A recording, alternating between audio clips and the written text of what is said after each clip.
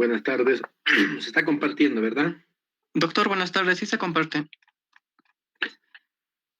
Muy bien. Vamos a hablar un poco de corazón grande de vasos, cardiopatías. Vamos a hablar luego coronariopatías. En este caso, evaluación tomográfica de las arterias coronarias.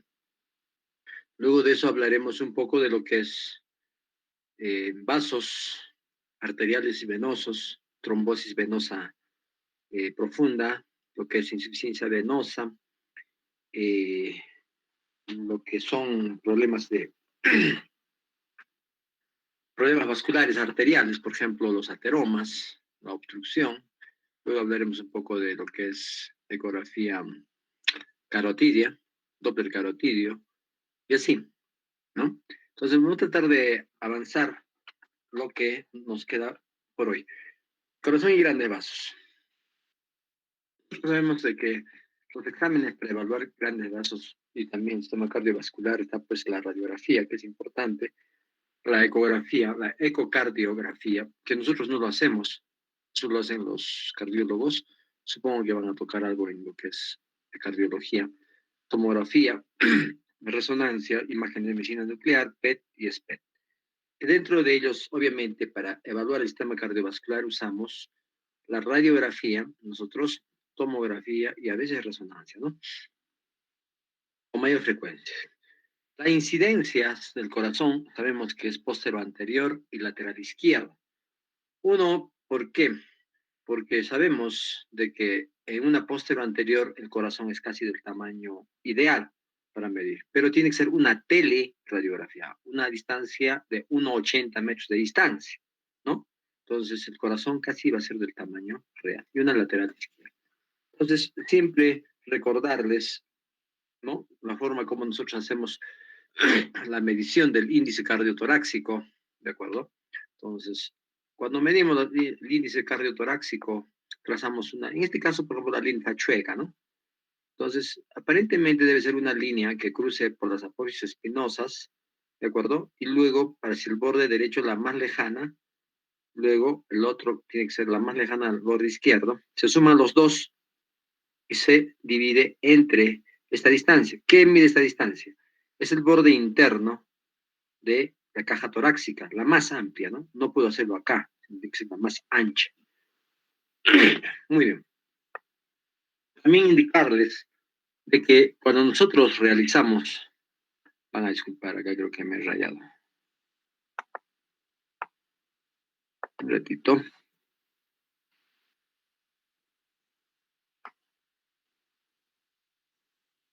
Oh, oh, oh, oh, oh. ¿Qué te digo, pues?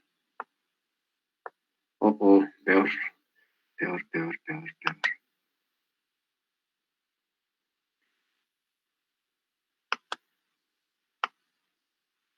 Ya, entonces, como ustedes están viendo, acá en esta imagen podemos ver la silueta cardíaca. Básicamente está formado en el borde izquierdo. Sabemos a veces la orejuela de la aurícula izquierda, casi no se ve, ¿no? Luego el ventrículo izquierdo, el ventrículo derecho, la aurícula derecha y obviamente la vena cava superior por acá y la arteria aorta por su callado y todo demás. Es la forma como se ve. En una lateral, si trazamos una línea, ¿de acuerdo? Supuestamente una línea en la mitad del corazón, lo que vamos a tener es las válvulas, ¿no es cierto? Mitral y tricuspidia a este nivel, y la aorta y pulmonar, ¿no es cierto? Las válvulas aórtica y pulmonar a este nivel. Definitivamente también tenemos que ver que nuestro ventrículo izquierdo está acá, ventrículo derecho por acá, aurícula izquierda por acá y aurícula derecha por acá. Eso aproximadamente, ¿no es cierto? Y también sabemos de que hay un espacio retroesternal, ¿de acuerdo? Radiolúcido, y hay un espacio triangular que es el espacio retrocardíaco, que esos son importantes para nosotros para poder indicarnos cuál de las cámaras está creciendo, ¿de acuerdo? Muy bien, entonces eso es lo que tenemos que conocer. En el borde derecho, ya sabemos qué estructuras hay, ya no lo voy a repetir, ¿no es cierto? Si empezábamos por la parte superior, tronco venoso brachiocefálico derecho, la vena cava superior, obviamente en este caso, la aurícula derecha. En el lado izquierdo, por la parte superior está el cono aórtico, luego viene en la parte inferior, en esta zona, lo que es el cono de la arteria pulmonar, ¿no es cierto? La orejuela izquierda y el ventrículo izquierdo, sucesivamente, ¿no? También en la parte inferior puesta pues, el seno cardiofrénico, etc. Ninguna incidencia lateral, lo que vemos es el corazón, el callado, el espacio retrocardíaco, ¿de acuerdo? Es importante, ¿no es cierto? Y también podemos ver de arriba abajo, tráquea, que tiene como un tubo de aire, ¿de acuerdo? El callado que está cruzando por acá, que se ve muy bonito, el callado aórtico. Luego vemos la ventana aórtico que está acá, que cruza, también justo debajo del callado, ¿cierto? Y sale también la arteria pulmonar. Y acá está la arteria pulmonar izquierda, arteria pulmonar derecha, sus ramitas, ¿no? Porque arriba está el tronco. Luego viene el bronco intermediario, que es esta, ¿no? La aurícula izquierda, que parte hemos visto acá, más es lo que se ve el ventrículo izquierdo, como ven. Y ya en la parte inferior la vena cava inferior, ¿no? No se olviden de eso. Entonces, siempre mencionarles que este esquemita memoricen y aprendan, ¿de acuerdo? Y la vena cava inferior está cruzando por la parte inferior. Y lo que más ocupa este es el ventrículo izquierdo. Y obviamente la aurícula izquierda también está por acá. Y a este lado está el ventrículo derecho, porque en contacto casi con el esternón, con la pared anterior, siempre va a estar ¿quién? El ventrículo derecho. Si acá vemos el ventrículo derecho es porque la que está más próxima a la pared torácica anterior, en este caso, pegado a lo que es el esternón, ¿de acuerdo? Muy bien. Y en la parte superior está la aurícula izquierda. No olviden eso, ¿ya? Entonces, en función de eso, es que nosotros podemos ver, digamos, y evaluar todas las estructuras. Sabemos también que el hilio pulmonar está dado pues, por arterias, venas, linfáticos, nervios, etcétera, etcétera. También sabemos las características, ¿no es cierto? Ya no lo voy a repetir. Eso es importante, ¿ya? Y el espacio retrocardíaco, como ustedes saben, es un espacio triangular, como su forma aquí lo demuestra, que es radiotransparente o radiolúcido, ¿no es cierto? ¿Por qué? Porque sencillamente ahí está ocupado por el parénquima pulmonar. Aquí tenemos el corazón, columna vertebral, ¿de acuerdo? Eso es importante que vean, ¿de acuerdo? La base está formado por el hemidiafragma, ¿de acuerdo? Derecho. Sabemos que el hemidiafragma derecho es la que cruza completamente, ¿no? Todo. Y el hemidiafragma izquierdo es la que va a estar cortado por el corazón. Y también podemos ver por debajo la cámara gástrica, ¿no es cierto? El hemidiafragma izquierdo. Muy bien. En el triángulo, en la parte superior, van a estar, pues, obviamente, las venas pulmonares, ¿no? Entonces, es importante saber todo eso. Dentro de las patologías del corazón, vamos a tener el aumento de la aurícula derecha, aurícula izquierda, no vamos a tener aumento del ventrículo derecho, ventrículo izquierdo, y todo ese crecimiento de ventrículos, aurículas y todo demás se puede evaluar con una radiografía de tórax. ¿De acuerdo? Muy bien. Entonces, cuando hablamos de aumento del volumen de la aurícula izquierda, asumimos que esa aurícula, ¿de acuerdo? Está ubicada más o menos a este nivel. ¿De acuerdo? Entonces, va a realizar una protrusión a este nivel. ¿De acuerdo? ¿Qué más? Recuerden esta imagen. ¿Ya? ¿Qué pasa cuando la aurícula izquierda crece? Cuando crece la aurícula izquierda, como ven acá, va a elevar el bronquio izquierdo. Va a elevar, lo va a horizontal. Además de que ya está medio horizontalizado, lo va a horizontalizar más. Y la carina, el ángulo de la carina va a aumentar. ¿De acuerdo? Otra cosa, como vemos aquí la aurícula izquierda, ¿no? Va a formar doble contorno en el borde derecho del corazón. ¿Por qué borde doble contorno? Porque como va a crecer la aurícula izquierda, da esa... Disculpen un ratito, por favor. ¿Aló? Hola, vida. Acá pues, doctor, ¿qué no es?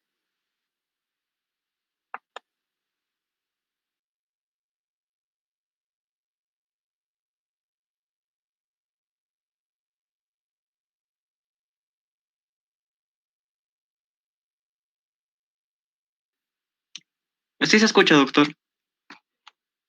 Ya, van a disculpar.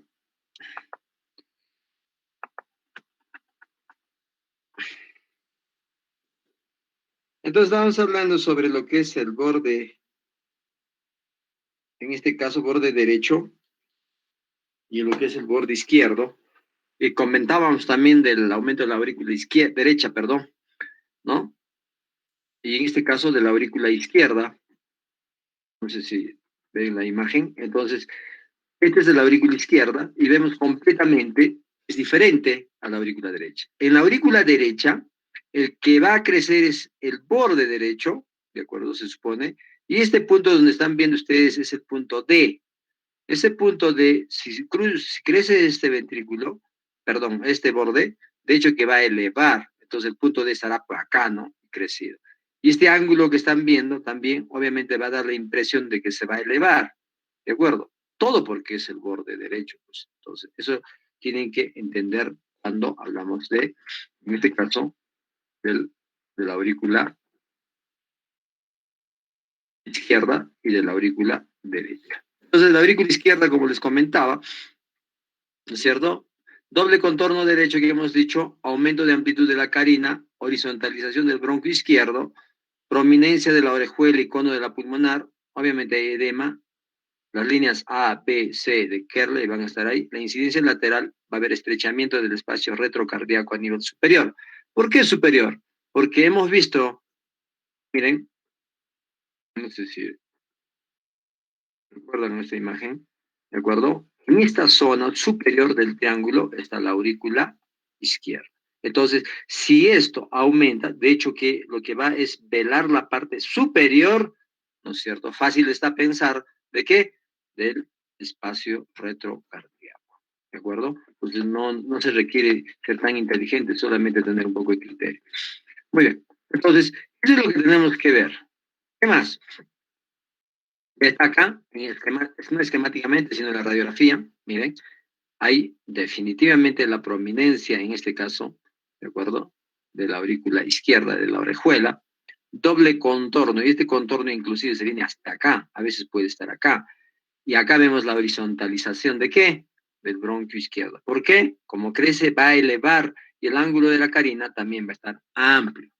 ¿De acuerdo? Y hay edema venocapilar de la base derecha. Y ese edema está representado por las líneas de Kerley, ¿de acuerdo?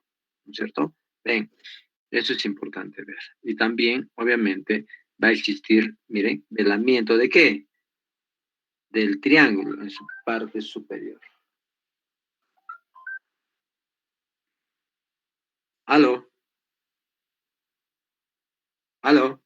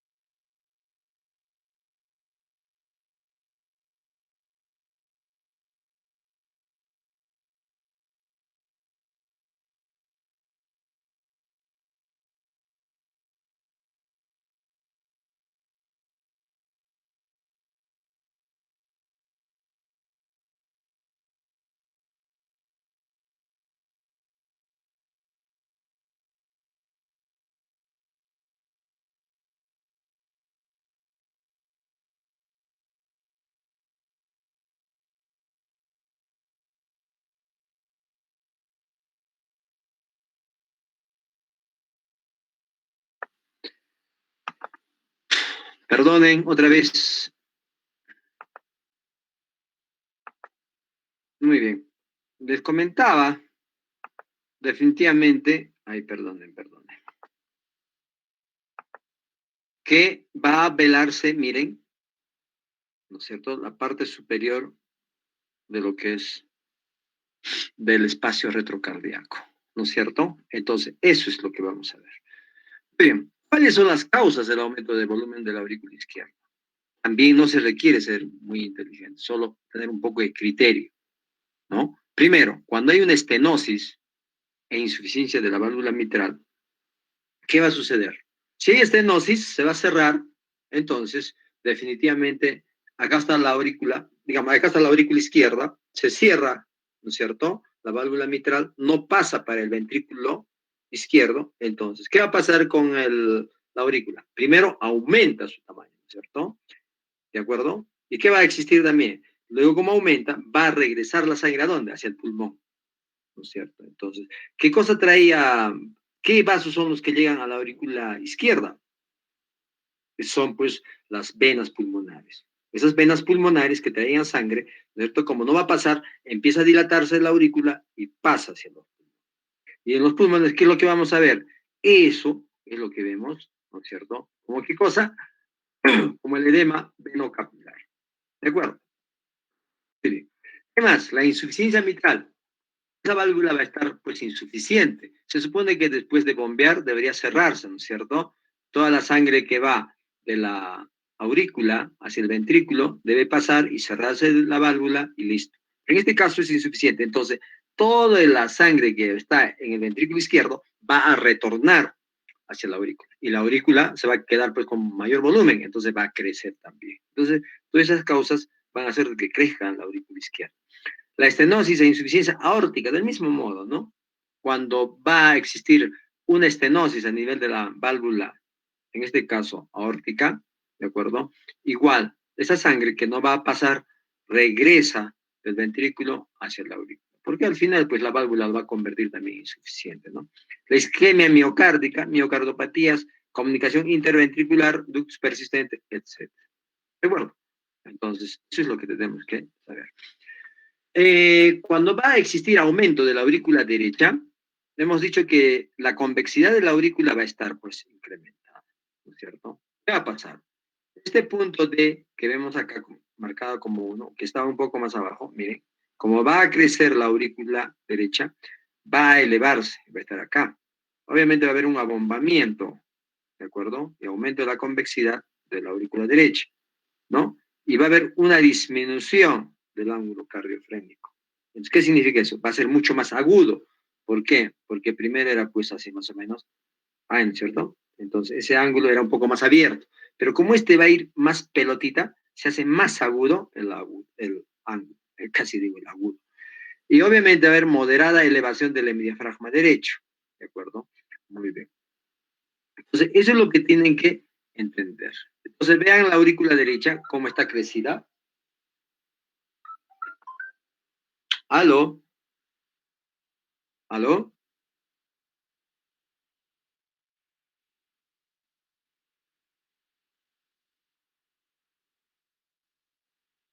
Ya, cruzan esa callecita hacia el parque. Pregunten dónde hay un parque próximo. Ya, está bien. Hasta luego. Entonces, la aurícula derecha crece, vean el tamaño, y obviamente vean cómo también cuando vemos en una lateral lo que va a hacer es prácticamente, en este caso muy grandote, ha borrado lo que es ¿qué cosa? La aurícula, perdón, el espacio retrocardíaco. Y acá en una tomografía, la aurícula derecha tremenda, ¿de acuerdo? El ventrículo derecho también, porque sufren los dos, tanto la aurícula izquierda y el ventrículo izquierdo están pequeños. ¿De acuerdo? Entonces, eso es lo que ustedes deben entender, ¿no? Si yo veo en una tomografía, en una placa radiográfica, qué borde está incrementado, tengo que pensar en las patologías que puede tener. ¿De acuerdo? Muy bien. ¿Cuáles son las causas de aumento del volumen de la aurícula derecha? Eso es fácil que ustedes saquen su deducción, ¿no es cierto? Muy bien. Aumento del volumen del ventrículo derecho. Se supone el ventrículo derecho está en la parte inferior. Y cuando va a estar en la parte inferior, ¿de acuerdo? va a crecer y al crecer es como que estuviera apretando, ¿no es cierto? Aplastando al diafragma y la punta del ventrículo izquierdo se va a elevar. ¿Ven? Elevación, obviamente, de la punta cardíaca. Acá. ¿Qué más? El diámetro transverso va a estar incrementado, todo ese diámetro. Eso es lo que se va a ver en aumento de volumen, ¿no es cierto? ¿Qué más? Hipertensión arterial intrapulmonar. En una incidencia lateral, el velamiento de la región inferior del espacio retrocardíaco. Inferior. Muy bien. Causas, fácil también saber, ¿no? ¿Cuáles son las causas? Una comunicación interauricular, comunicación interventricular, estenosis, insuficiencia pulmonar, insuficiencia tricuspidia, anomalía de Epstein, metodología de fallo. Eso ya saben ustedes. Muy bien. En el aumento del volumen del ventrículo izquierdo, como el ventrículo izquierdo es el que va a crecer, obviamente, vamos a tener que esta punta, a diferencia de lo que veíamos que estaba elevado en aumento del volumen del ventrículo derecho, en esta va a sumergirse, como si estuviera metiendo hacia el diafragma, ¿de acuerdo? Entonces, sumergido en el hemidiafragma. ¿Qué más? Obviamente va a haber aumento de la convexidad del ventrículo izquierdo y a este nivel, a este lado, va a desviarse la aorta. Entonces, esta parte va a ser un poco más prominente, ¿no es cierto? Entonces, hacia el lado derecho, ¿de acuerdo? Entonces, esos signos radiológicos ustedes tienen que entender.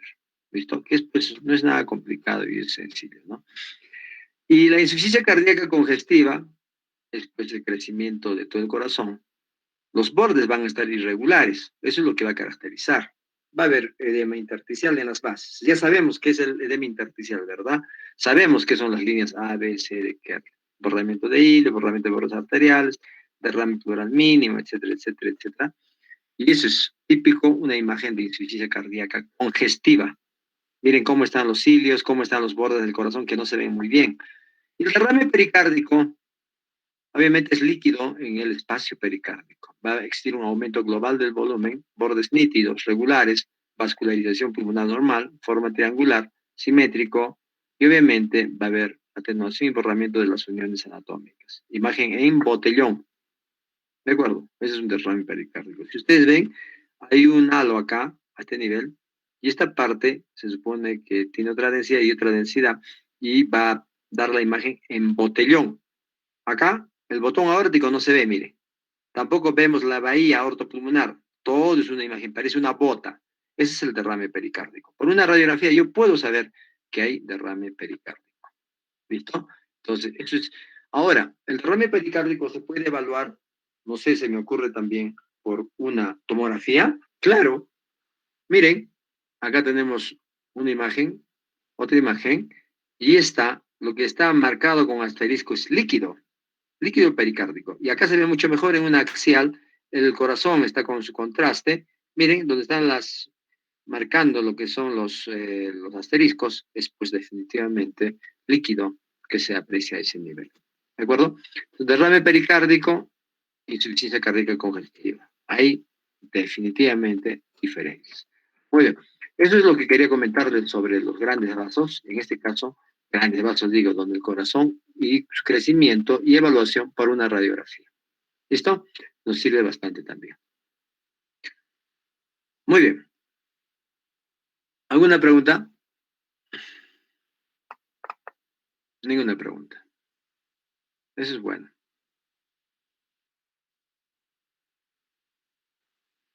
El siguiente punto que vamos a tratar es la evaluación radiológica de las arterias coronarias que se hace hoy en día con tomografía. ¿Listo? Entonces veamos, este es un corazón y estos son los grandes vasos, digo, las arterias coronarias que se pueden evaluar. Muy bien. ¿En qué caso vamos a realizar una evaluación de arterias coronarias? Uno, en pacientes que no tengan síntomas, pero que tengan factores de riesgo. ¿De acuerdo? ¿Aló? Dígame usted.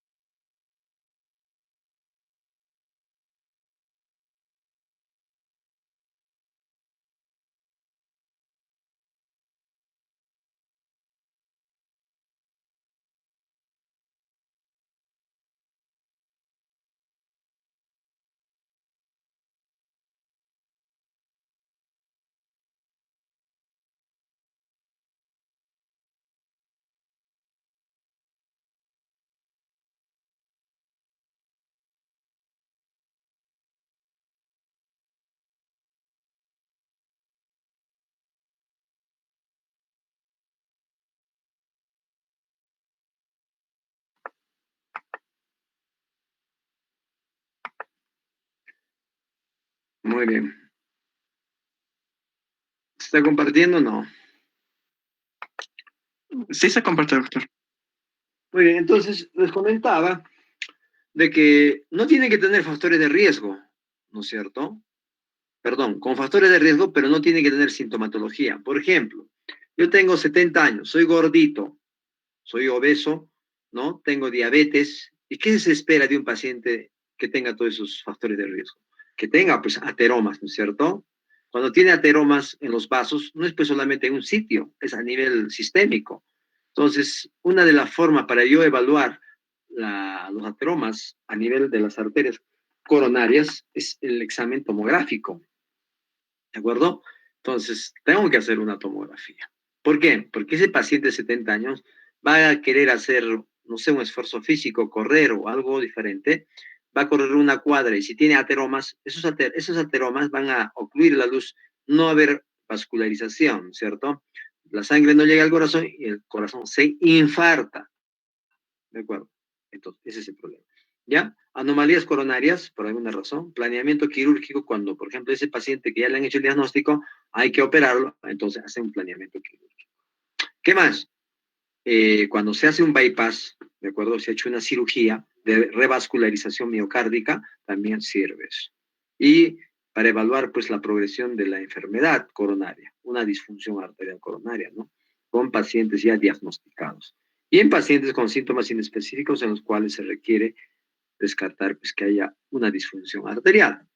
¿En qué caso no voy a realizar? Pacientes que tengan arritmias, porque como ustedes saben, estos pacientes tienen que tener ritmo regular, tienen que tener inclusive un poco de bradicardia para que se pueda realizar, porque se supone que se toma en una sola sístole, ¿no? Sístole, diástole, sístole, ahí tengo que tomar los cortes de todo el corazón. En una sola. Entonces tiene que ser rápido el examen. Si está con arritmias, imagínense, puede arritmia, está como loco el corazón, ¿no? Imposible que yo pueda hacer ese examen. Fibrilación atrial, bloqueo cardíaco de alto grado, etcétera. Imágenes obtenidas de muy mala calidad, asma severa, creatinina mayor de 1,8, ¿no? Marcapasos, obesidad mórbida. ¿Por qué obesidad mórbida? Porque hay pacientes que pesan más de 200 kilos. Entonces, ustedes han visto el gantry cómo es, ¿no? Tiene un agujero que no es muy amplio, entonces un obesito no va a entrar. Ese es el problema. Las ventajas, con este examen podemos evaluar la pared del vaso y podemos ver las placas ateromatosas y clasificarlas como calcificadas, mixtas y no calcificadas. ¿De acuerdo? Y medir las unidades Hansfield para ver, ¿no es cierto? Si tiene grasa, tiene tejido fibroso, tiene calcificación, ¿de acuerdo? Y eso se evalúa con las unidades Hansfield. Muy bien. Entonces, ¿cómo se toma en realidad? Es un procedimiento rápido, mire, solamente se enfoca al corazón, ¿no? Se conecta a un electrocardiograma para ver. Es ambulatorio, y uno se tiene que monitorizar con electrocardiograma, se coloca el catéter y se premedica para que la frecuencia cardíaca, como les dije, tiene que estar menos a 60 latidos por minuto. O sea, es eh, llevarlo a bradicardia por un tiempito, ¿no es cierto? Y para eso se usa, pues, beta bloqueadores, vasodilatador coronario, etc. Y luego se hace el examen y se usa, pues, unos scores para saber la cantidad de calcio. Miren acá, ¿no? Calcificación. Acá evaluamos y ahí dice calcificación. Y se va viendo varios puntos del volumen, ¿no es cierto? En las lesiones vamos viendo, por ejemplo, acá hay total de 17 lesiones y se va viendo la densidad que tiene, el valor en unidades Hansfield, ¿de acuerdo? Por ejemplo, acá, esta teroma tiene 349, el otro es 461, o sea, mucho más denso, ¿no? Y así, así, todos vamos viendo, ¿de acuerdo? Y la interpretación es, pues, según el score de calcio, ¿no?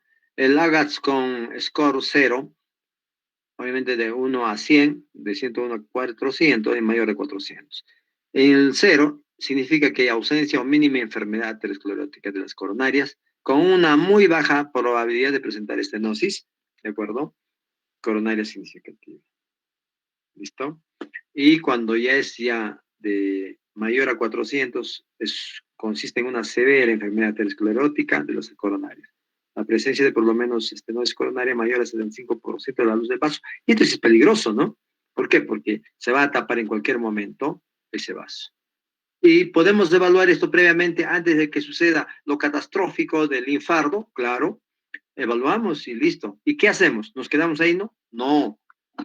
Conseguimos dinerito, mandamos a Lima, al INCOR, ¿de acuerdo? Si es que es del seguro, si no, podemos enviar a otra institución del MINSA donde operen esto, ¿no? Hagan un bypass, no sé, o de repente dilaten, o no sé, pues la cirugía que hagan ellos. ¿Para qué? La idea es de que esa luz que se está tapando no se tape y esté permeable.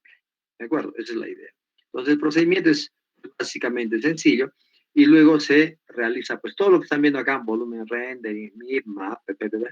Eso es solamente las reconstrucciones que hace el equipo. Ustedes no tienen que hacer nada ya, ¿no?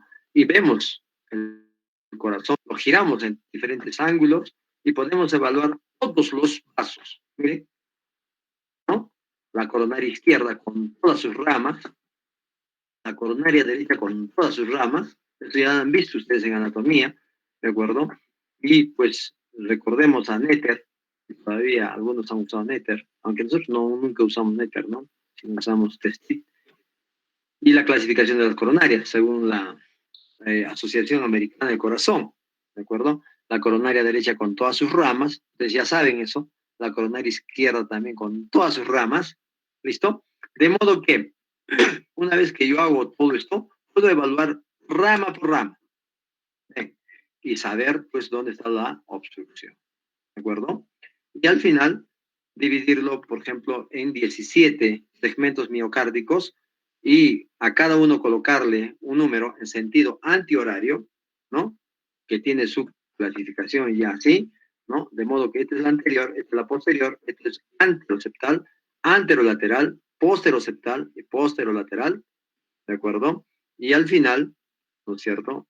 Le realizamos así, con colorcitos. Por ejemplo, la coronaria derecha va a irrigar qué cosa? Esta zona, ¿no? La inferoceptal y la basal inferior. Y así, ¿no? Todos estos. La circunfleja tal cosa, tal cosa. Entonces, si se tapa alguno de esos vasos, ya sabemos qué parte va a infartarse, ¿no? Así es. ¿Aló? ¿Aló? ¿Aló? Entonces, esa es la idea. Muy bien. Me esperan un minutito, por favor.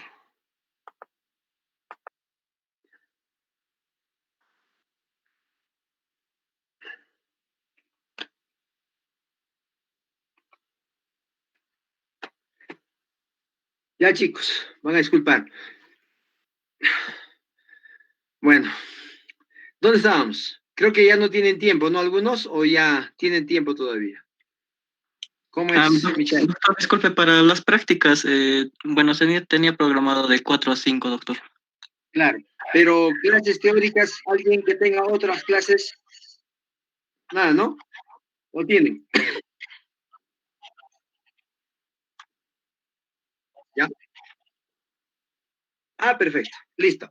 Entonces, eso es la idea de realizar este tipo de examen, ¿de acuerdo? Solamente 2 minutos. Entonces, tenemos ese infarto y podemos localizarlo en el corazón, ¿de acuerdo?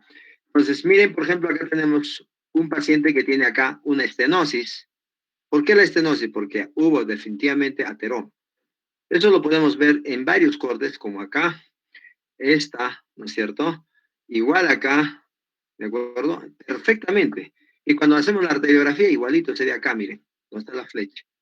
¿De acuerdo? Entonces, el diagnóstico se hace por arteriografía, en este caso por tomografía, y que nosotros podemos, en este caso, miren, bastantes ateromas, lo que han hecho es revascularizar. Esto que han colocado acá que se ve, eso ya es un vaso, ¿no? Que prácticamente han sacado de acá, es un bypass, ¿no? Con una revascularización bien bonita, eso es lo que hacen en Lima, ¿no? En el INCOR, por ejemplo, hacen eso. Entonces, imagínense esto que está tapado acá con ateromas, ya no, pues ya no sirve, ¿no?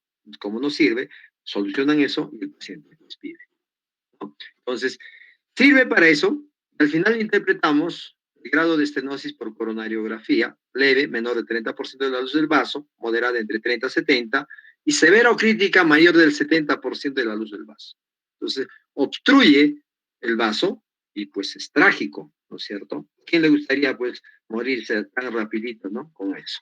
Entonces, eso es Básicamente la evaluación de las arterias coronarias, que el equipo, el tomógrafo, no cualquiera lo hace, el tomógrafo tiene que ser entre 64 cortes para arriba. ¿De acuerdo? Entonces, pero también uno tiene que tener, pues, el conocimiento, el criterio.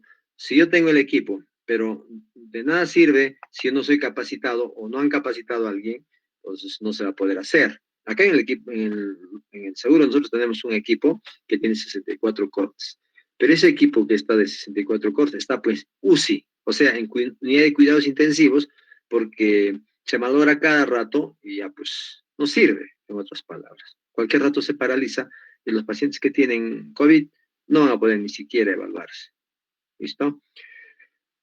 Así es la importancia de este examen. Listo, muy bien. ¿Alguna pregunta?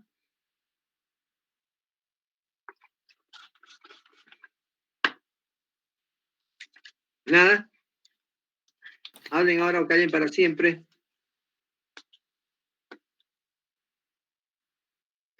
¿Nada de nada?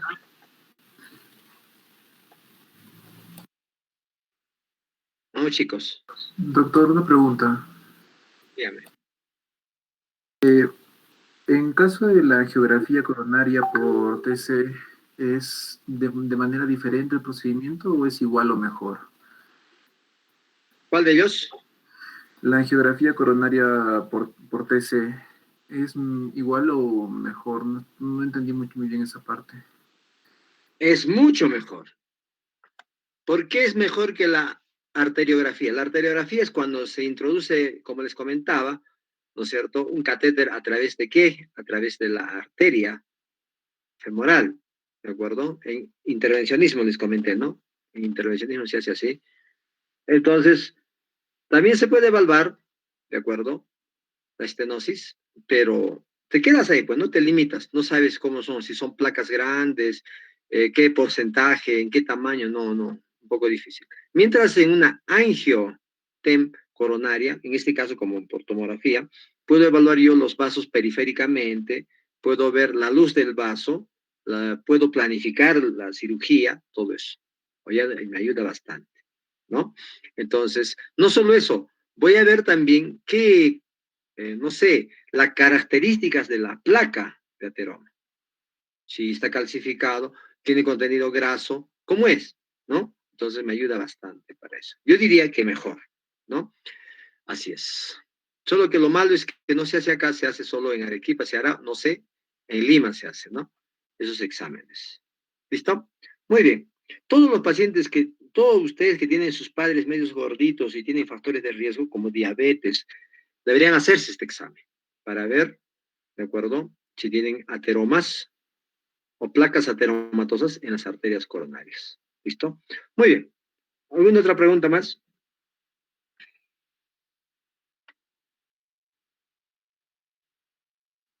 Muy bien, chicos. Doctor, disculpe. En su experiencia, ¿desde qué edad más o menos es lo mínimo que ha visto una persona desarrollar ateromas? Esa es una buena pregunta. Mire, uno piensa que cuando ya tiene sus años recién hace ateromas, ¿no? Pero no es así. He visto pacientes que tienen 40 años y ya tienen ateromas. ¿Qué quiere decir eso? Esos pacientes tienen otros factores de riesgo, ¿no? Son hipertensos de repente desde jóvenes, diabéticos desde los 30 años, ¿de acuerdo? Otras comorbilidades, ¿no? Entonces, hacen ateromas tempranamente. Pero pacientes, por ejemplo, el otro día hice una ecografía y tenía pues ateromas en el miembro inferior, tenía en el brazo y tenía cuántos, 53 años, ¿no? Entonces, si no le operaban, perdía la pierna, por ejemplo. Entonces, ese paciente, por ejemplo, me dice, ¿tiene factores de riesgo? No, doctor, pero su dieta, pues, su colesterol, su dieta, ¿no? Asumo que debe tener algún factor de riesgo más. No sé que él no sabe, por eso es que se ha tapado, porque eso no es, pues, reciente. No es que hoy día se produce el ateroma y mañana me tapó, no es así. Para que se produzca el ateroma, tiene que pasar mucho tiempo. Estamos hablando de años. Entonces, es un descuido de uno, ¿de acuerdo? Si yo tuviera diabetes, por ejemplo, lo primero que tengo que hacer es cuidar eso. Si tengo mi colesterol elevado, ¿de acuerdo? Igual. Si tengo, no sé, se me ocurre otro factor de riesgo, también igual, es cuidar, pues, ¿no? Y la dieta es súper, súper importante. ¿ya? Pero hay desde pacientes jóvenes hasta viejitos, viejitos. Hay de toda edad, ¿ya? ¿Por qué creen que hay jóvenes a los 45 años hacen infarto? ¿No? Uno, porque tienen ya ateromas. Dos, tienen alguna alteración congénita, ¿de acuerdo? De los vasos. A veces las arterias coronarias que recorren la parte superficial, ¿no es cierto? Por fuera están recorriendo y luego las ramitas van ingresando. ¿Qué pasa? Algunas de las ramas principales ya no tienen ya no están por fuera, sino están dentro del tejido muscular. O sea, recorren por dentro, ¿no es cierto? En ese caso, por ejemplo, tienen problemas y obviamente van a ser pues infarto. Perdone. Hola. ¿Aló? ¿Aló? ¿Con quién habló? Hola, primita. Un favor. ¿Te llamo más tarde? Ya. Yo te llamo. Te devuelvo la llamada a eso. Será pues en 1 hora. Ya, primita. Chao, chao. Ya. Entonces, eso es la... ¿Dónde estamos? Ah, ahí estamos. Esa es la idea. Muy bien, chicos. Una otra pregunta. Doctor, ¿Sí? ¿Te escucho? doctor, ¿nos podría corroborar que todos estos estudios que se hacen a nivel de los vasos arteriales, de los vasos coronarios, todo lo que sea con respecto al corazón, se usa lo que vendría a ser los contrastes, doctor? Claro. ¿Siempre o existe alguna condición en la que no se debe usar En este contraste? caso, por ejemplo, miren, la primera placa, la primera imagen que han visto, ¿de acuerdo? Miren, no sé si acá vieron unas imágenes, ¿de acuerdo? Esta, por ejemplo, miren, para iniciar, esta no tiene contraste, ¿ya? No tiene contraste y obviamente lo único que podemos ver acá son las placas ateromatosas, ¿de acuerdo? ¿No es cierto? Porque eso es sin contraste. Pero para ver el trayecto de los vasos normales, cuánto es la luz que está siendo tapada, cuánto es el porcentaje de oclusión, definitivamente tengo que usar contraste. Y todo lo que está brillando acá, donde estamos viendo, es puro contraste, ¿ya? Se usa contraste. Ahora, ¿existe este examen por resonancia? Sí, también. ¿Puede usarse contraste? También se usa contraste. El detalle es de que, por eso es que estos pacientes hay que seleccionarlos bien. ¿Qué tal si yo tengo un paciente con insuficiencia renal que está empezando, que tenga creatinina 2, por ejemplo? Es imposible que yo le haga este examen porque voy a terminar de fundir su riñón. Entonces, ¿cómo se inicia el examen para ver esto? Primero hago una ecografía, ¿de acuerdo? De arterias carótidas. Las arterias carótidas que vamos a hacer también, de repente en la próxima clase ya hacemos la ecografía, eso la parte teórica. Vamos a ver de que la arteria carótida tiene un complejo íntimo medial, así se llama, ¿de acuerdo? A nivel de la pared. Ese complejo íntimo medial se mide, y si eso mide más de 1 milímetro, ¿de acuerdo? Es grueso, indirectamente yo voy a saber de que ese paciente tiene ateromas, ¿dónde? En las coronarias. Por eso ese examen, para nosotros, ecografía de carótida es muy importante para ver. No solamente en las coronarias, puede haber ateromas a nivel de vasos intracraneales, en las ramas, obviamente, de la carótida interna, cerebral media, anterior, etc. Entonces, se inicia con ese examen. No necesariamente inicio pues con una tomografía. ¿De acuerdo? Y si está engrosado, veré la forma de que realmente se haga este examen. Y este examen ayuda mucho, ¿eh? Muchos pacientes que tienen infartos han podido evitarse cuando se hubieran hecho este examen y saber exactamente las placas ateromatosas que están y qué porcentaje está tapando. ¿De acuerdo? Entonces, lo malo es que no conocemos el examen y nadie se hace, pues, ¿no? Y todo el mundo, de un momento a otro, se murió con infarto. Bueno, y ahí queda, ¿no? Así es. ¿Listo? Muy bien.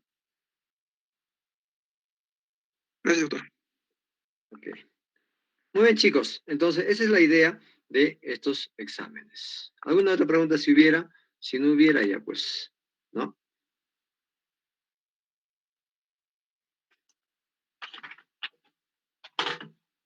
un favor grande, salgan de esta y entren a Zoom, que es más versátil para mí y para muchos creo que no. ¿Ya? ¿Saben, no? La clave, a la misma clave, ingresan, por favor. Michael.